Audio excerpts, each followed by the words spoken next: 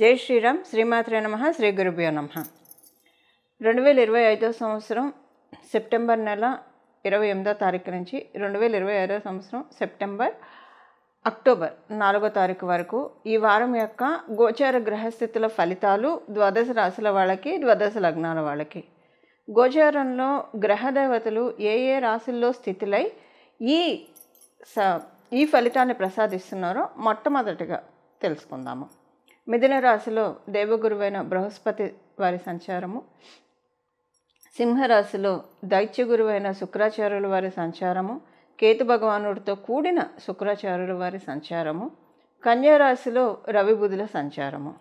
కన్యారాశిలో ఉన్న రవి బుధులు ఈ వారాంతంలో బుధ భగవానుడు కన్యారాశి నుంచి తులారాశికి మార్పు చెందుతున్నాడు. తులారాశిలో మంగళ సంచారము, కుంభరాశిలో రాహుభగవానుడి సంచారము, మీనరాశిలో వక్రించిన శనేశ్వరుని సంచారము.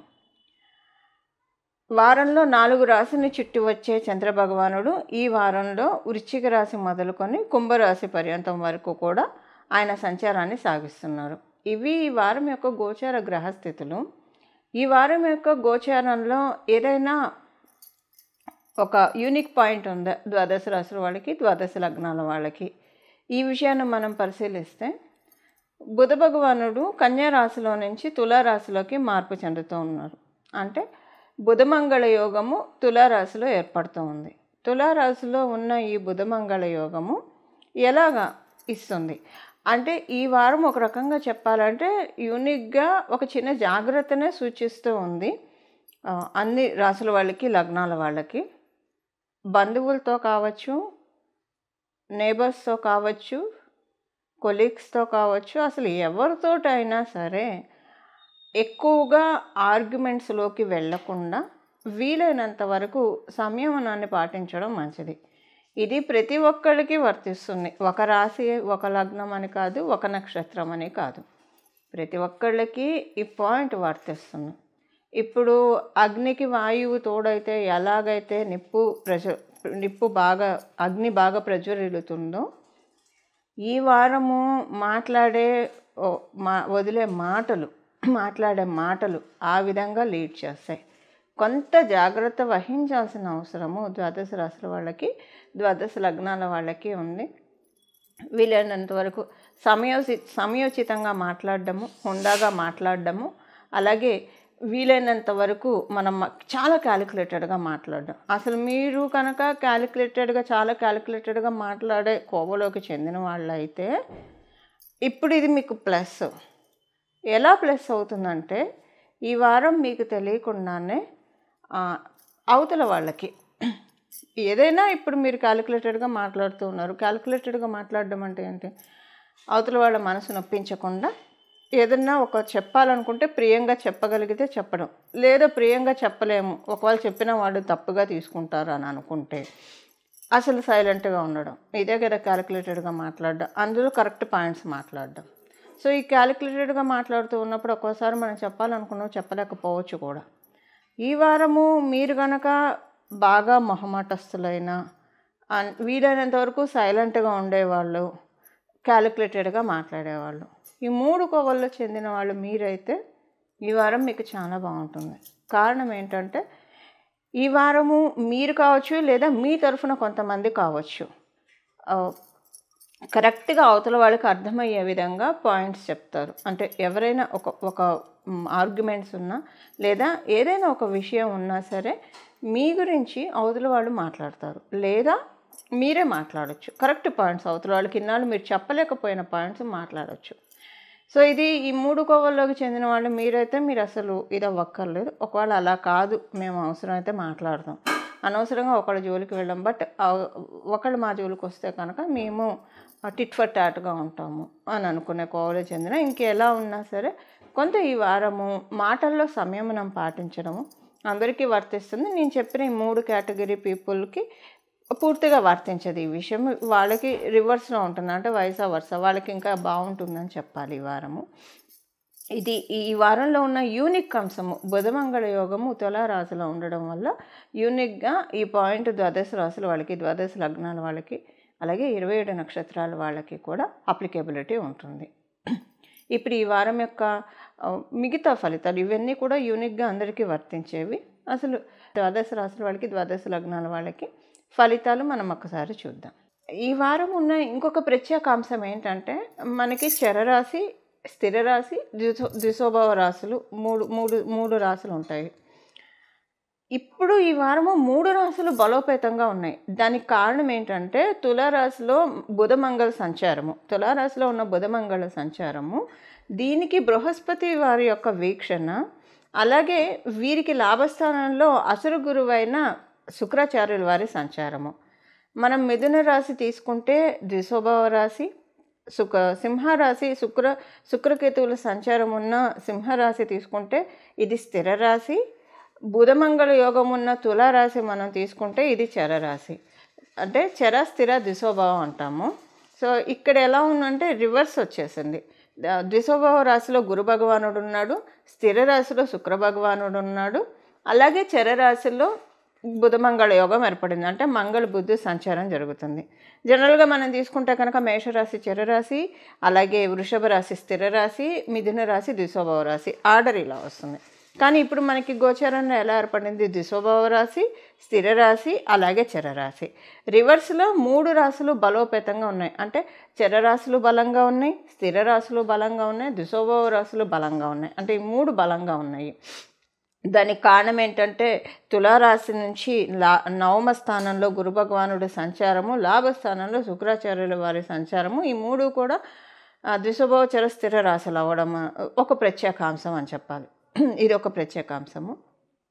అలాగే ఈ వారము ఈ ఈ ఈ ఇప్పుడు ఉన్న ఈ గోచార గ్రహస్థితులను అనుసరించి చాలా అంటే మనల్ని మనము రెజ్యూనేట్ చేసుకోవడానికి, మనల్ని మనము చాలా స్ట్రాంగ్ చేసుకోవడానికి, మనల్ని మనము కాంక్రీట్గా బిల్డప్ చేసుకోవడానికి, మన స్టడీస్ పరంగా కావచ్చు, లేదా వృత్తిపరంగా కావచ్చు, ఏ రకంగా చూసుకున్నా స్ట్రాంగ్ అవ్వడానికి ది బెస్ట్ టైం నేచర్ మనకు అలోకేట్ చేసిన బెస్ట్ టైమ్స్ కొన్ని ఉంటాయి. ఇప్పుడు మనం ఒక పెళ్ళికే కావచ్చు, ఉపనయనానికి కావచ్చు, గృహప్రవేశానికి కావచ్చు, లేదా బారసాలకు కావచ్చు, దేనికైనా ముహూర్తాలు పెట్టుకుంటాం, సుముహూర్తం పెట్టుకుంటాం. అంటే ఒక మంచి టైంని ఫిల్టర్ చేసి ఈ టైంలో మనం ఈ కార్యక్రమం చేద్దామని చెప్పి మనం పురోహితులను అడుగుతాము.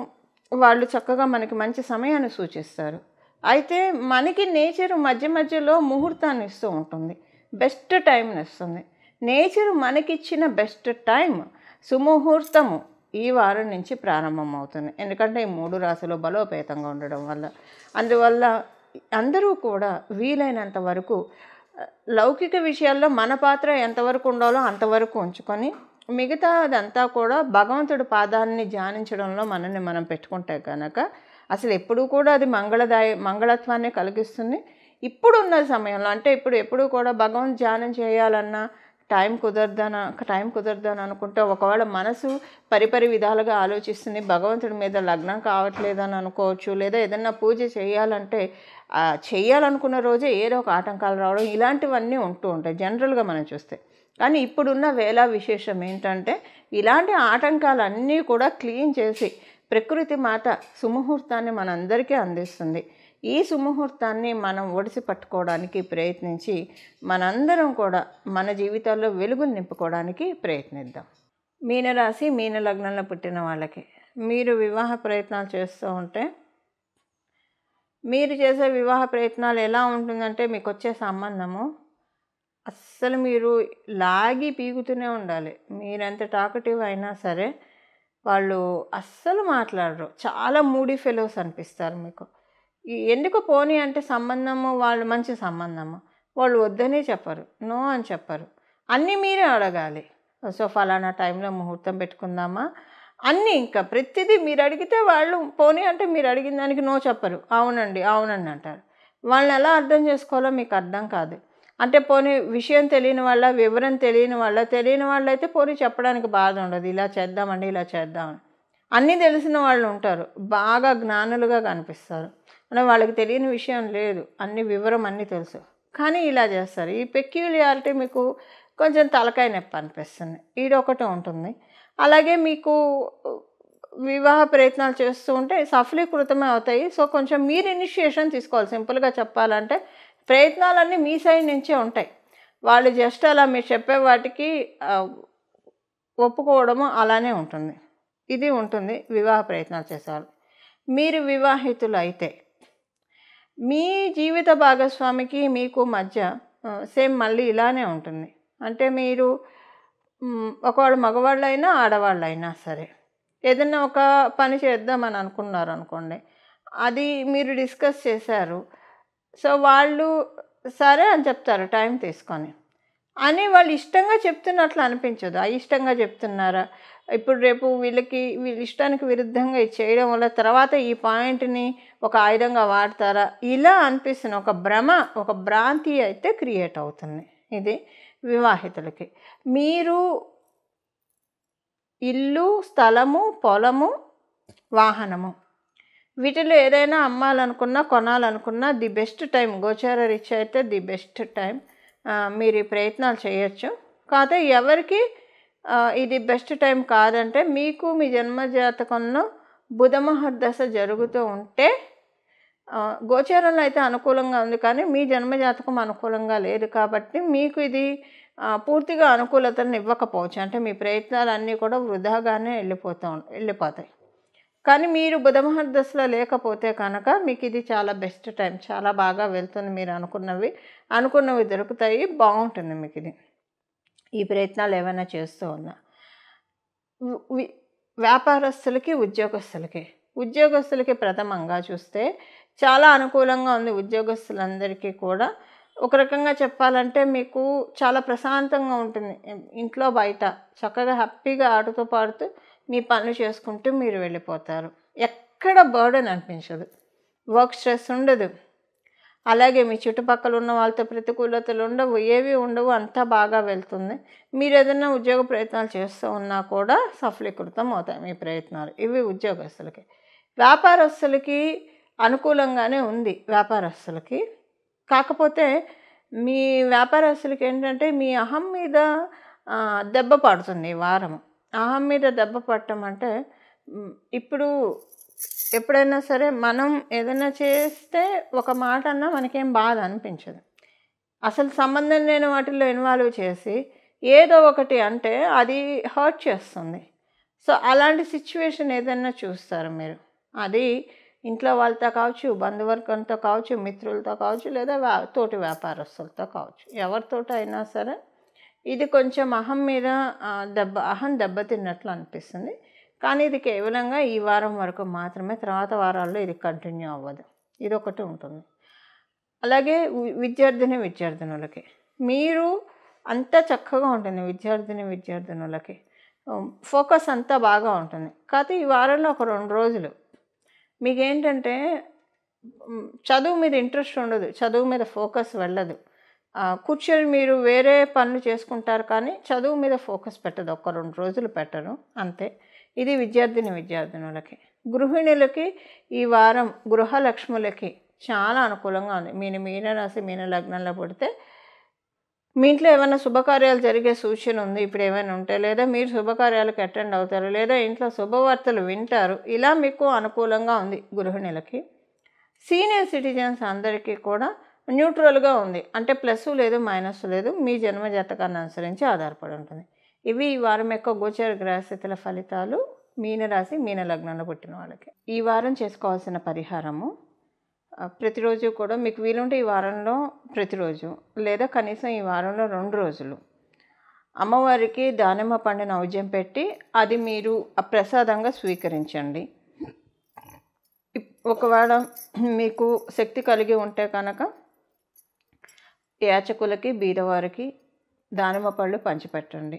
మీరు అనాథ శరణాలయంలో పంచిపెట్టినా సరే, యాచకులకి పంచిపెట్టినా సరే, ఎవరికైనా సరే దానిమ్మ పళ్ళు పంచిపెడితే మంచిది ఈ వారం ఉన్న గోచర గ్రహస్థితుల రీత్యా.